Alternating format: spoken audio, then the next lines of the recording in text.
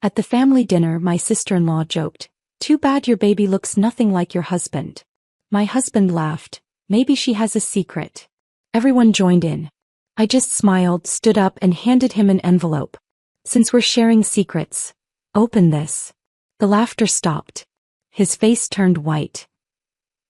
"Too bad your baby looks nothing like your husband." Daisy's words sliced through the warm evening air like a blade through silk. The dining room, moments before filled with the comfortable chatter of family dinner, suddenly felt arctic. Every conversation stopped. Every fork paused midair. Even the grandfather clock in the hallway seemed to hold its breath. I had spent 7 days preparing for this dinner. 7 days of scrubbing, cooking, arranging, and rearranging everything to perfection. The pot roast had been slow cooking for 8 hours, seasoned with herbs from my own garden. Our best china, the Waterford set we'd received as a wedding gift, gleamed under the chandelier. I'd even driven to 3 different flower shops to find the perfect autumn arrangement for the centerpiece. Why? Because after 3 years of marriage, I was still desperately trying to prove myself worthy of being Jared's wife to his family. Still trying to show them I wasn't just some girl their golden boy had settled for, but someone who could elevate their family name. The irony wasn't lost on me now, sitting there with Daisy's cruel words echoing in my ears. She sat across from me, her perfectly manicured fingers wrapped around her wine glass, that smirk playing on her lips like she'd just delivered the punchline to the world's funniest joke. Daisy had always been jealous of me, I knew that. Jared's younger sister had been the family princess until I came along, and she'd never quite forgiven me for stealing even a fraction of the spotlight. But this was different. This wasn't just sisterly competition. This was calculated cruelty designed to humiliate me in front of everyone who mattered. I turned to Jared, my heart hammering against my ribs, expecting, no, needing, him to defend me. To defend us. To stand up and tell his sister that her comment was completely inappropriate and hurtful. That George was beautiful and perfect and absolutely, undeniably his son. Instead, my husband, the man who had promised to honor and protect me, let out that nervous laugh. That awful, weak chuckle he always made when he wanted to fit in with his family instead of standing up for what was right. "Maybe Olivia has a secret," he said, and I felt something inside me shatter like crystal hitting concrete. The betrayal was instant and complete. Not because of what he said, but because of what he didn't say. He didn't defend me. He didn't defend our son. He threw me to the wolves to earn a few cheap laughs from people who would never truly accept me anyway. The laughter that followed was like acid in my veins. His mother, Patricia, who had insisted I call her mom but always said it with a slight hesitation, actually giggled behind her napkin. His father, usually so stern and proper, was chuckling into his whiskey. Even his cousin Rebecca, who I'd thought liked me, covered her mouth with her hand, her eyes sparkling with the kind of malicious delight that comes from witnessing someone else's downfall. But it was Maria's reaction that hurt almost as much as Jared's betrayal. Our housekeeper, who had been with us since George was born, who had seen me cry from exhaustion during those first sleepless months, who knew how much I loved my son. Even she froze in the doorway with the dessert plates, her kind eyes wide with shock and something that looked dangerously close to pity. I could hear George's soft breathing through the baby monitor on the side table. My beautiful, innocent 10-month-old son was sleeping peacefully upstairs while the adults he should be able to trust were destroying his mother's reputation downstairs. He had no idea that his legitimacy was being questioned, that his very existence was being treated like a punchline. The worst part, the part that made my stomach churn with a mixture of rage and heartbreak, was that this wasn't the first time Jared had questioned George's parentage. From the moment our son had been placed in my arms at the hospital, Jared had been planting seeds of doubt like a farmer preparing a toxic harvest. "His nose looks too sharp for our family," he'd whispered one evening when he thought I was asleep, studying our newborn son's face like he was searching for evidence of my infidelity. "Are you sure about the timing?" he'd asked me just last month, pretending it was casual conversation while we watched George play with his blocks. But I'd caught the calculation in his eyes, the way he was mentally counting backwards from George's birth date. I'd seen him staring at our son during bath time, during feeding time, during those precious quiet moments when George would babble and reach for his father's face. Instead of love and wonder in Jared's expression, I'd seen confusion, suspicion, and something that looked disturbingly like disappointment. Each incident had been small enough to dismiss, private enough to pretend it hadn't happened. I told myself he was just adjusting to fatherhood, that new dads sometimes felt disconnected from their babies. I'd made excuses for him the way wives do when they're not ready to face the truth about their marriages. But this dinner, this public humiliation in front of people whose approval I'd been desperately seeking for years, was the line I couldn't pretend he hadn't crossed. I looked around the table, taking in each face. Patricia was still smiling that cold, satisfied smile she got when she felt superior to someone. Robert was reaching for the wine bottle, completely comfortable with what had just transpired. Rebecca was whispering something to her husband, probably already planning how she'd share this gossip with the rest of the extended family. And Jared, my husband, my partner, the father of my child, was avoiding my eyes entirely, suddenly fascinated by the pattern on his dinner plate. The silence stretched between us like a chasm. They were all waiting for my reaction, probably expecting tears or protestations or maybe even a dramatic exit. They wanted a scene. They wanted me to break down so they could comfort each other about poor Jared being married to such an unstable woman.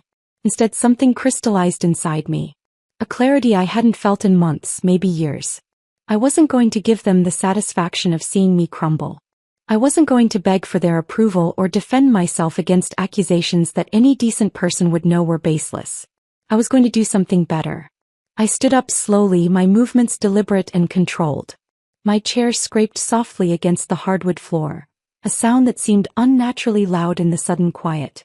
Every eye in the room followed me as I smoothed my dress and walked toward the bedroom with the kind of calm that comes from finally knowing exactly what needs to be done. Behind me, I could hear confused murmurs starting up again, probably wondering if I was going to pack a bag or call my mother or lock myself in the bathroom to cry. They had no idea that I was walking toward something that would change all of our lives forever. In my jewelry box, underneath the pearls Jared had given me for our anniversary, lay a plain white envelope. I'd been carrying this secret for months, waiting for the right moment to reveal it. Tonight, surrounded by people who thought they knew better than I did about my own life and my own child, was exactly the right moment. When I returned to that dining room, envelope in hand, I would show them all exactly what happens when you underestimate a woman who has finally had enough. My fingers traced the edge of the envelope as I pulled it from beneath my pearl necklace. The paper felt heavier than it should have, weighted with 3 months of secrets and the power to obliterate everything Jared and his family thought they knew about me. It had been a Tuesday morning in July when I'd finally reached my breaking point. George had been napping and I'd found Jared in the kitchen, scrolling through his phone with that distant expression he'd been wearing more and more lately. When I'd suggested we take a family photo for George's baby book, he'd actually flinched. Maybe when he's older, he'd mumbled, not even looking up from his screen. When his features are more defined. As if our son was some incomplete sketch rather than a perfect, beautiful child who deserved his father's unconditional love. That afternoon, after Jared left for work, I'd sat on our bedroom floor with my laptop, researching DNA testing facilities. Not the at-home kits that everyone advertised on television.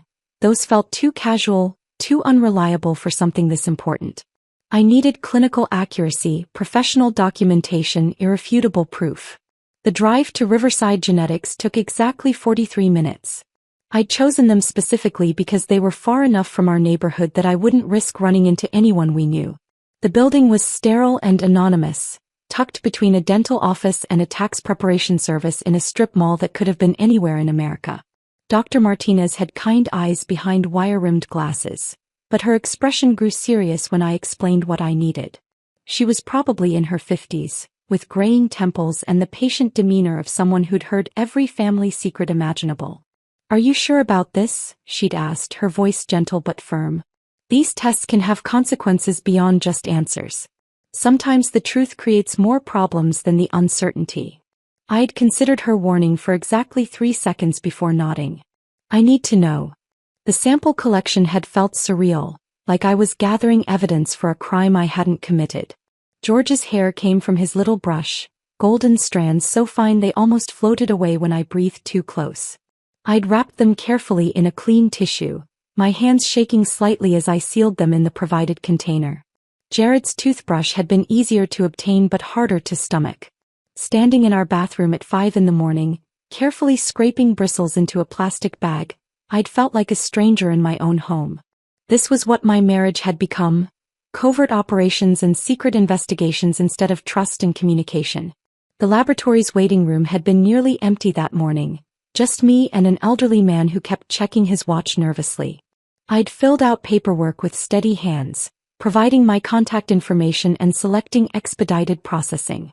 2 weeks felt like an eternity, but standard processing took a month and I couldn't wait that long. Those 14 days had been the longest of my life. Every morning I'd wake up wondering if today would be the day the results arrived. Every evening I'd check our mailbox with my heart pounding, simultaneously hoping for and dreading the familiar logo of Riverside Genetics.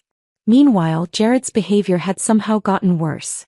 He'd started working late more often, claiming new projects and demanding clients. When he was home, he'd interact with George like he was handling borrowed property.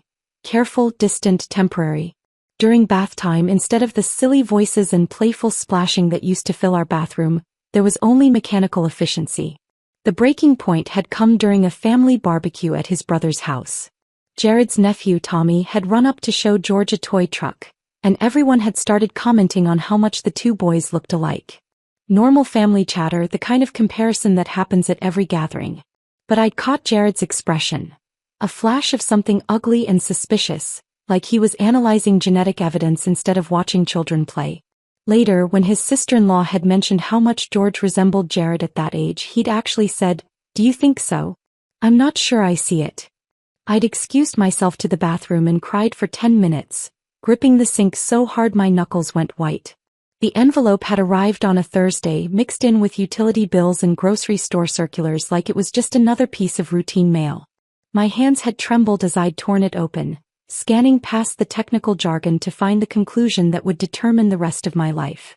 Probability of paternity, 99.99%. The relief had been so overwhelming I'd actually sat down hard on our kitchen floor, the papers scattered around me like fallen leaves. All those months of whispered doubts, all those questioning looks, all those moments when I'd wondered if I was going insane, vindicated by cold, scientific fact. But the relief had quickly transformed into something else. Fury. White-hot, consuming rage at my husband for putting me through this hell. For making me doubt myself. For treating our son like a question mark instead of a blessing. I'd stared at those results for 3 hours, crying tears that shifted from relief to anger to something resembling grief. Because even though I now held proof of what I'd always known, something fundamental had broken between Jared and me. The fact that I'd needed this test at all meant our marriage was already damaged beyond simple repair. The smart thing would have been to confront him immediately. To march into his office, slam the papers on his desk, and demand an apology for months of psychological torture. But something deeper and more calculating had taken hold of me that day. I'd driven back to Riverside Genetics and requested multiple copies on official letterhead. Professional, undeniable documentation that no one could question or dismiss. I'd had them printed on heavy paper stock, the kind used for important legal documents, and requested sealed envelopes with the laboratory's official stamp.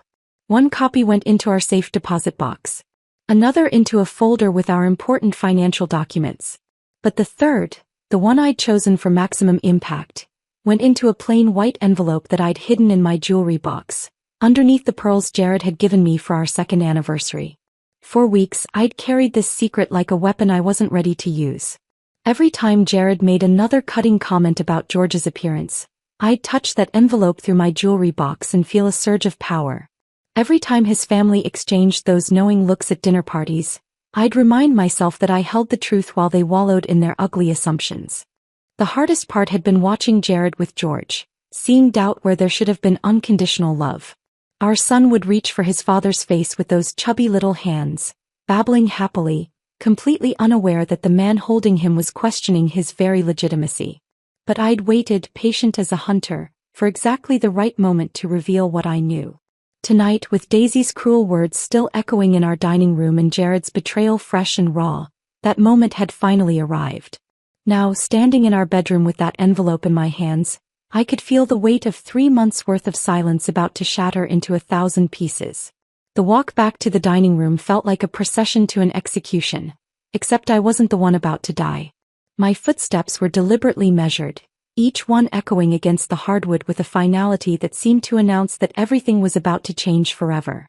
They were still sitting exactly where I'd left them, frozen in an uncomfortable tableau of guilt and curiosity. Patricia had her wine glass halfway to her lips, suspended in mid-sip. Robert was cutting his roast with mechanical precision, clearly hoping to avoid eye contact. Rebecca whispered something urgent to her husband, who just shook his head and focused intently on his dinner plate. But Jared was fidgeting with his napkin, folding and refolding it into increasingly smaller squares. The nervous energy radiating from him was almost palpable, like he could sense something dangerous approaching but couldn't quite identify the threat. When I appeared in the doorway, envelope in hand, the entire room seemed to inhale collectively and hold its breath. "Since we're sharing secrets tonight," I said, my voice carrying across the room with crystalline clarity, "open this." I placed the envelope directly in front of him, my fingers lingering for just a moment on the white paper. The contact was electric. Not romantic but charged with 3 months of accumulated power and the promise of revelation. Jared's cocky expression, the one that had been so casually cruel just minutes before, flickered like a candle in wind. He glanced up at me and for the first time in months, I saw genuine uncertainty in his eyes. This wasn't the wife he'd grown comfortable dismissing. This wasn't the woman who absorbed his family's mockery and his suspicious comments with martyred silence. This was someone new, someone who held cards he didn't even know were in play. "What's this about, Olivia?" His voice had lost its earlier confidence, taking on the cautious tone he used when he wasn't sure if he was in trouble. I didn't answer. I simply stood behind his chair, close enough that he could feel my presence, far enough that he had to crane his neck to see my face. The power dynamic had shifted so completely that everyone could feel it, though they couldn't yet understand why. Jared picked up the envelope with hands that weren't quite steady. He turned it over, examining it like he was looking for clues about its contents. There was nothing to see, just plain white paper with his name written in my careful handwriting. "Just open it," I said quietly, and something in my tone made even Patricia stop pretending to eat. He slid his finger under the flap casually, probably expecting a bill or maybe some appointment reminder that I'd been nagging him about. His movements were still lazy, still tinged with the arrogance that had allowed him to humiliate me just minutes earlier. But the moment, the exact instant, his eyes found the letterhead at the top of the page, everything changed. DNA Paternity Testing Laboratory was printed in bold, professional letters across the top of the document. Below it, in smaller but equally official font, were the words that would haunt him: "Conclusive paternity analysis results." I watched his face transform like I was seeing a time-lapse video of aging. The color drained from his cheeks so quickly I thought he might actually faint. His mouth opened slightly, then closed, then opened again like a fish gasping for air. He read the first paragraph, then started again from the beginning. His eyes moved frantically across the page, searching for some mistake, some loophole, some way for this document to say anything other than what it clearly stated. His fingers began to tremble. Actually tremble like he was suffering from some sudden illness. The paper rustled as his hands shook, and that small sound seemed unnaturally loud in the absolute silence that had fallen over the room. 20 years of swagger, of easy confidence, of casual cruelty, all of it crumbled in the space between one heartbeat and the next. This was the man who'd questioned his own son's legitimacy for months, who'd made me feel like a liar in my own home, who'd just thrown me under the bus for a few cheap laughs. Now he couldn't even form words. The silence stretched like taffy, becoming thicker and more suffocating with each passing second. I could hear George's soft breathing through the baby monitor, peaceful and innocent upstairs while his father's world collapsed downstairs. The grandfather clocks ticking suddenly seemed thunderous. Even Maria had stopped moving in the kitchen, probably sensing the tension from 3 rooms away. "What is it, Jared?" Daisy's voice cut through the quiet like a knife. She was leaning forward now, her earlier smugness replaced by vulture-like curiosity.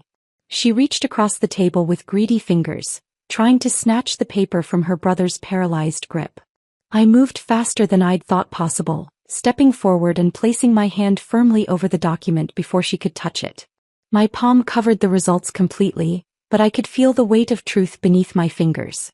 "Let your son explain what he's been accusing me of for months," I said, my voice carrying a deadly calm that made Patricia actually gasp. The words hung in the air like a curse. Everyone understood now that this wasn't just about whatever was on that paper. This was about months of hidden accusations, private suspicions, and the systematic destruction of trust in our marriage. Jared tried to speak, but only managed a strangled sound that might have been the beginning of my name. His Adam's apple bobbed as he swallowed hard, then tried again. Olivia, this isn't. He stopped, apparently realizing that every possible explanation would only make things worse. I waited. Let him struggle. Let them all watch him try to find words that didn't exist for what he'd done. Rebecca cleared her throat nervously. Maybe we should. No. I didn't raise my voice, but the single word carried enough authority to silence her immediately. We shouldn't do anything. Jared should explain to everyone why he felt the need to have his son's paternity tested in secret. Except he didn't do it in secret, did he? He just made accusations. He just planted doubts. He just made me feel like a criminal in my own home. Robert set down his fork with deliberate care, the sound of metal against china sharp and final. Jared, what is she talking about? But Jared couldn't answer. The man who had been so quick with cruel jokes and suspicious comments was now mute, staring at the proof of his own shameful behavior while his family watched him crumble. I removed my hand from the paper, letting them all see the official letterhead, letting the weight of professional documentation speak for itself. Then I walked to George's high chair, where my beautiful son was playing with his food, completely oblivious to the adult drama unfolding around him. I lifted him gently, kissing his forehead as he babbled happily and reached for my earrings with those perfect little fingers. He smelled like baby shampoo and innocence, like everything pure and good in a world that adults had made ugly with their suspicions and cruelty. When I turned back to face the table, George content in my arms, my silence was more devastating than any accusation I could have made. Because sometimes the truth doesn't need words, it just needs space to breathe. The silence shattered like glass when Jared finally found his voice, though what emerged was hardly recognizable as the confident man who'd been cracking jokes minutes earlier. Olivia, honey, it was just. He stumbled over words like a drunk trying to navigate stairs, his face cycling through expressions of panic, shame, and desperate calculation. You have to understand, it was just family banter. We were all just joking around. I bounced George gently in my arms, feeling his warm weight against my chest like armor. My son gurgled happily, reaching for the chandelier's light with chubby fingers, blissfully unaware that his legitimacy had just been proven beyond any shadow of doubt. Jokes, I repeated, tasting the word like something bitter. Is that what we're calling months of questioning your son's paternity? Jokes. The temperature in the room seemed to drop another 10 degrees. Patricia's wine glass trembled in her grip, and I watched Robert's jaw work silently as the full implications of what I'd just revealed began to sink in. Jared's hands were still shaking as he set the DNA results on the table, but he couldn't seem to stop looking at them, as if staring might somehow change what they said. You don't understand the pressure I've been under. People talk, they comment on how different he looks, and I just... What people? I cut him off, my voice sharp enough to slice steel. Your sister? Your family? The same people who just spent the evening making me feel like an outsider in my own life. Daisy, who had been uncharacteristically quiet since her failed grab for the papers, suddenly found her voice again. We were just messing around, Olivia. God, you're being so dramatic about this whole thing. But her bravado was paper-thin now, and everyone could hear it.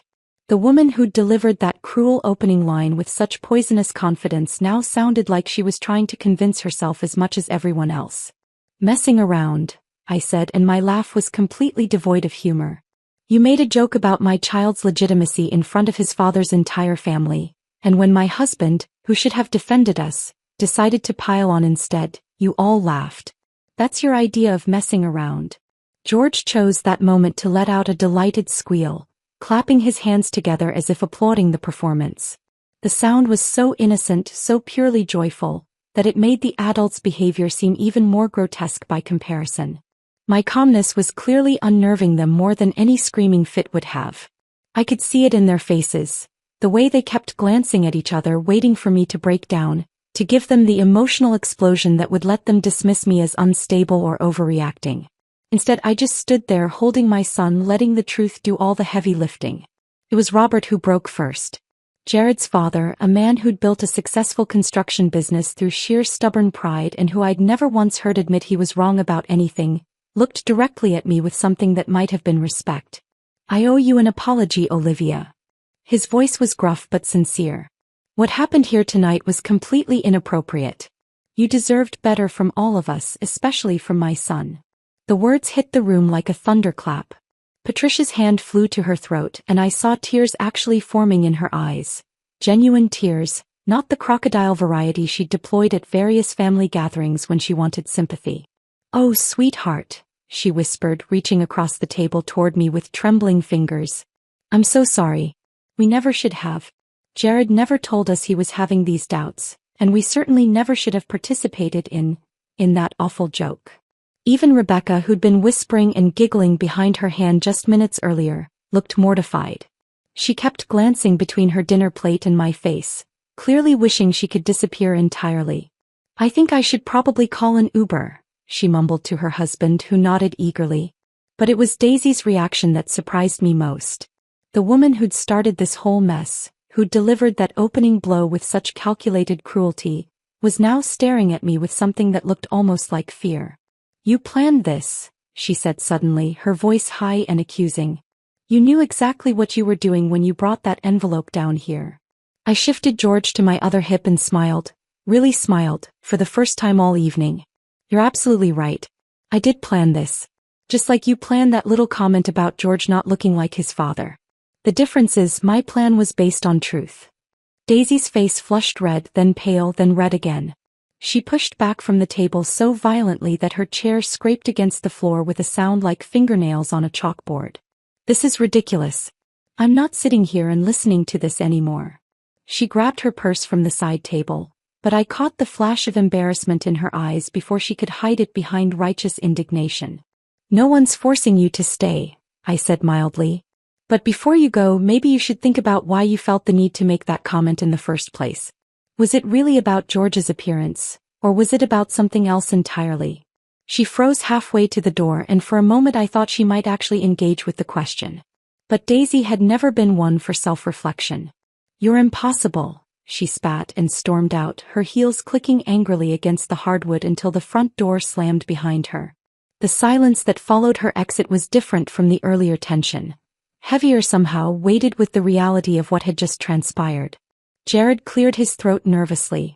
"Maybe we should talk privately about this, Olivia. Work through." "No." The word came out harder than I'd intended, but I didn't soften it. "Secrets deserve an audience, Jared. Just like your joke did." He flinched as if I'd slapped him, which in a way I supposed I had.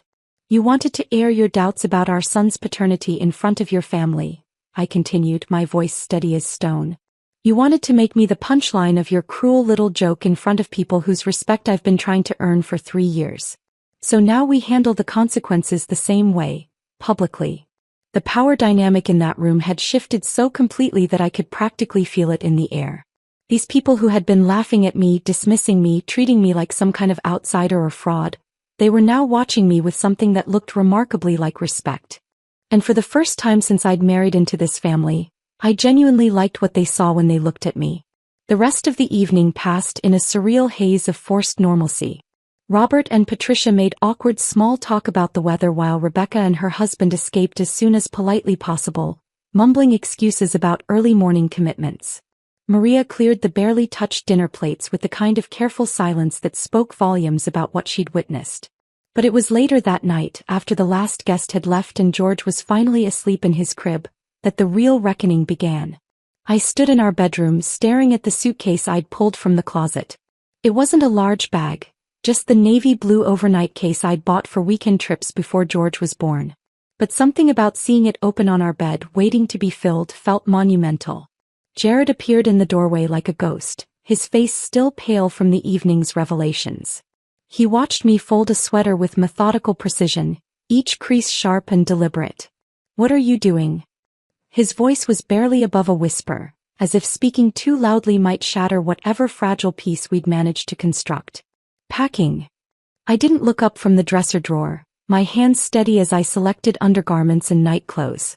"I need some space to think." "You're leaving." The panic in his voice was immediate and raw. "Olivia, please, we can work through this.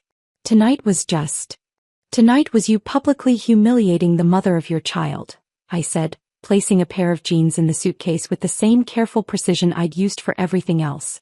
Tonight was you questioning your son's legitimacy in front of your entire family instead of defending him. Tonight was you choosing their cruel laughter over my dignity. He took a step into the room, his hands outstretched like he was approaching a wounded animal.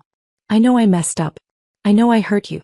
But leaving isn't going to solve anything. I finally turned to face him, really look at him, and was struck by how small he seemed. This man who had seemed so confident, so sure of himself just hours earlier, now looked like a child caught in a lie he couldn't talk his way out of. I'm not leaving permanently, I said, and watched the relief flood his features. But I am showing you that I can. The woman you married, the one who would have cried herself to sleep and pretended this never happened, she's gone, Jared. The truth of those words settled between us like a physical presence. Something fundamental had shifted in that dining room, and we both knew there was no going back to who we'd been before. Tell me what you need, he said, and there was a desperation in his voice I'd never heard before. Tell me how to fix this. I closed the suitcase and sat on the edge of our bed, studying his face in the lamplight. Marriage counseling. Real counseling, not just a few sessions so you can say we tried. Full financial transparency. I want access to every account, every investment, every decision. And a public apology to everyone who heard you question George's paternity. He nodded frantically, agreeing before I'd even finished speaking. Yes, absolutely. Whatever you need. Olivia, I'm so sorry. I never meant for things to go this far. But his immediate capitulation, rather than reassuring me, only highlighted how desperate he was to return to the status quo. This wasn't about understanding what he'd done wrong. This was about damage control. You agreed very quickly, I observed, lifting the suitcase from the bed. Almost like you're not really thinking about what any of those things mean. I am thinking, he protested, but his eyes were fixed on the bag in my hands. I just want us to be okay again. We're not going to be okay again, Jared. Not the way we were. I moved toward the door and he stepped aside to let me pass. We might be something new, something different. But the marriage where I begged for your family's approval and swallowed your suspicions? That's over. Over the next 3 days I stayed at my sister's house, sleeping in her guest room while George napped in a portable crib we'd set up by the window. Jared called every few hours, sent flowers, left voicemails full of promises and explanations. But distance had given me something I hadn't realized I'd been missing. Clarity. When I returned home I came back different. Not just emotionally but practically. The first thing I did was change the password on our joint checking account, something I'd never done in 5 years of marriage. Then I called our financial advisor and requested copies of all our statements, investments, and insurance policies. Is everything all right, Mrs. Patterson? He asked, clearly confused by my sudden interest in finances I'd previously left entirely to Jared. Everything's fine, I assured him. I'm just taking a more active role in our financial planning. It was amazing what I discovered once I started looking. Jared had been handling our money competently enough, but he'd also been making decisions, significant ones, without consulting me. A retirement account I hadn't known existed. Investment choices that prioritized his business over our family's security. Small things perhaps, but they painted a picture of a man who saw me as a passenger in my own life rather than a partner. I didn't confront him about these discoveries immediately. Instead, I quietly began transferring important documents to a safety deposit box in my name only.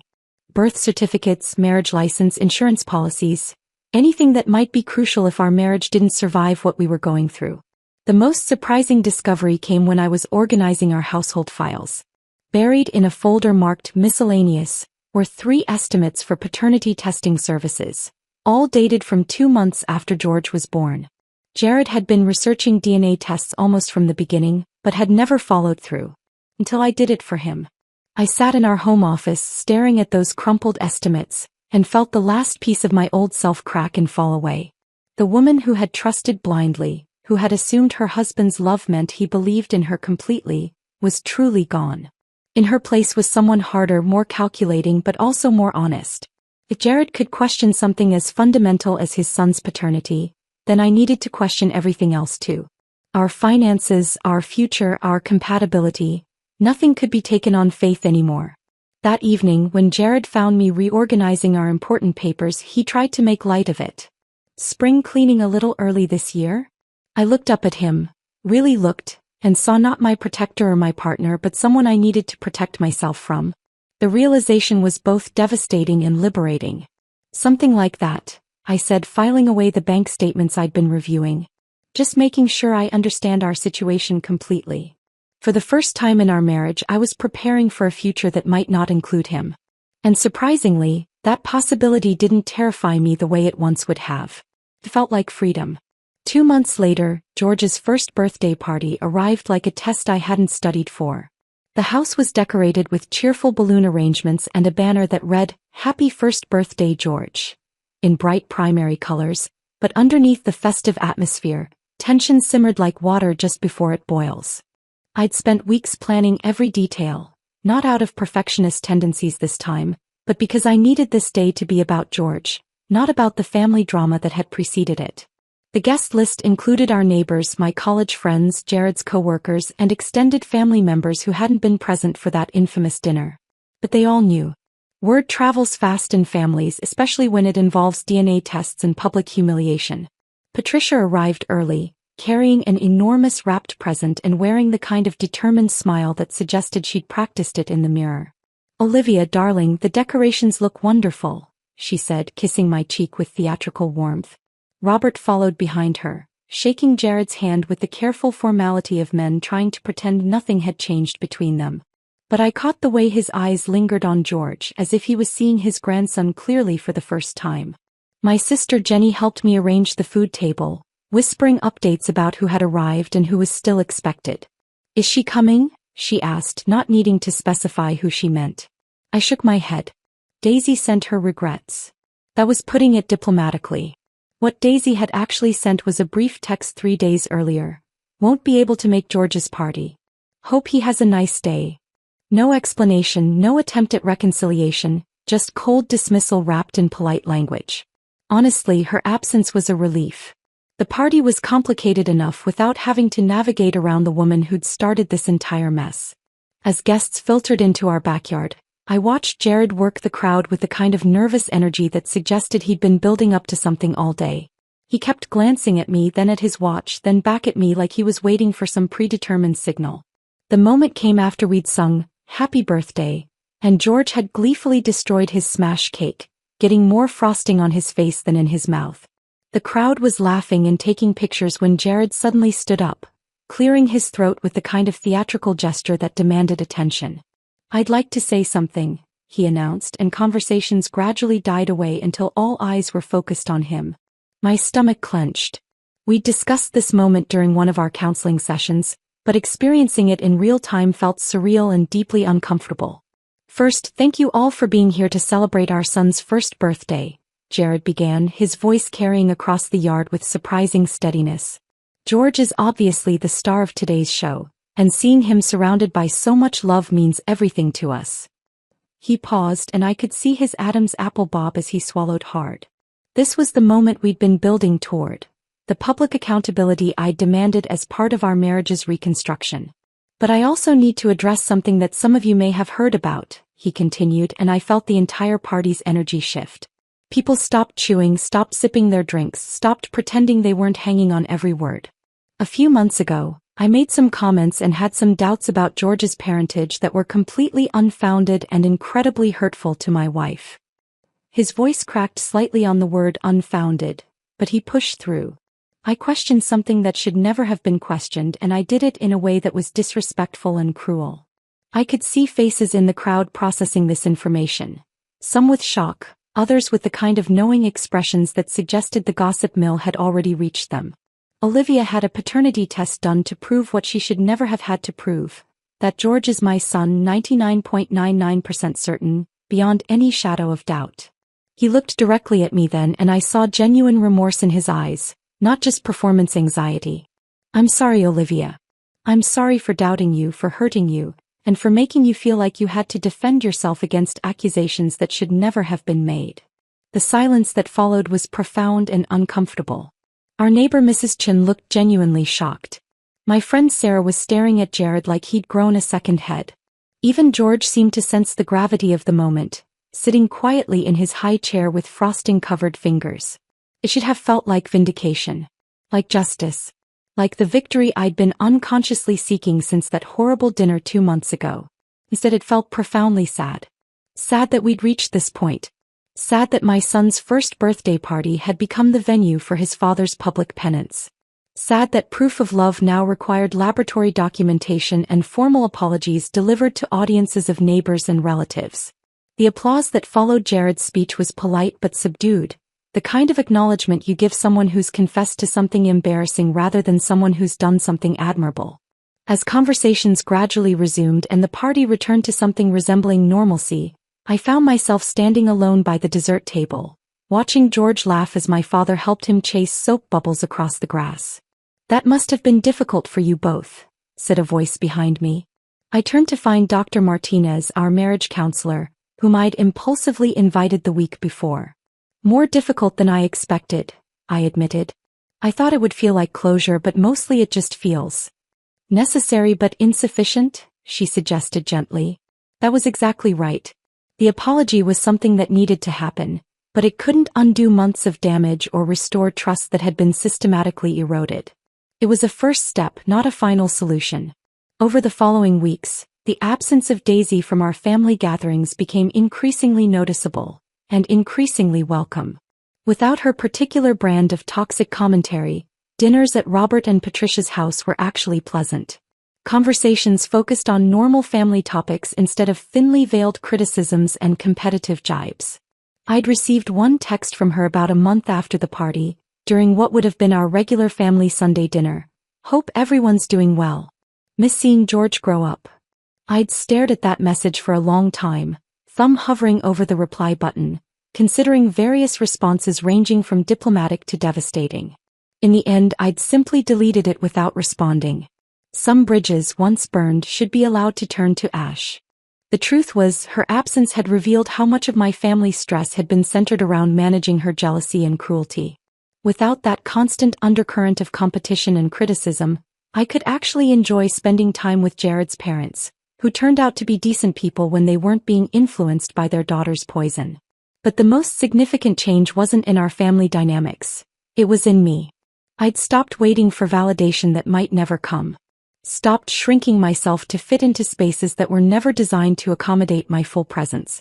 Stopped seeking approval from people whose opinions had proven to be both unreliable and ultimately irrelevant to my happiness. The woman who had desperately wanted Patricia to call her daughter with genuine warmth was gone, replaced by someone who knew that respect mattered more than affection, and that boundaries were more valuable than belonging. George would grow up seeing his mother as someone who fought for herself and for him when it mattered most. He would learn that love without respect was incomplete, and that sometimes the most loving thing you can do is refuse to accept treatment that diminishes your worth. That envelope hadn't just contained DNA results, it had contained my transformation from a woman who begged for acceptance to one who demanded it be earned. If this story of ultimate vindication had you absolutely hooked, hit that like button right now. My favorite part was when Olivia calmly handed Jared that envelope at the dinner table, knowing it would destroy his entire world. What was your favorite moment? Drop it in the comments below. Don't miss more jaw-dropping stories of women who refuse to back down.